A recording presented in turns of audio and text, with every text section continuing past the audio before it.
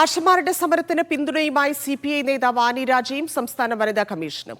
ആശമാരുടെ സമരം ന്യായമാണെന്നും ആശമാർക്ക് തൊഴിലാളി പദവി നൽകണമെന്നും ആനി രാജ ആവശ്യപ്പെട്ടു. സമരം ഗൌരവമുള്ള വിഷയമാണെന്നും കേന്ദ്ര സംസ്ഥാന സർക്കാരുകൾ കൂടിയാലോചിച്ച് പരിഹാരമുണ്ടാക്കണമെന്നും പി സതീദേവി പറഞ്ഞു. ആശാവർക്കർമാരുടെ ന്യായമായ ആവശ്യമാണ്. അവരെ ഒന്നും തന്നെ തൊഴിലാളികളായി ഇതുവരെ അംഗീകരിച്ചിട്ടില്ല.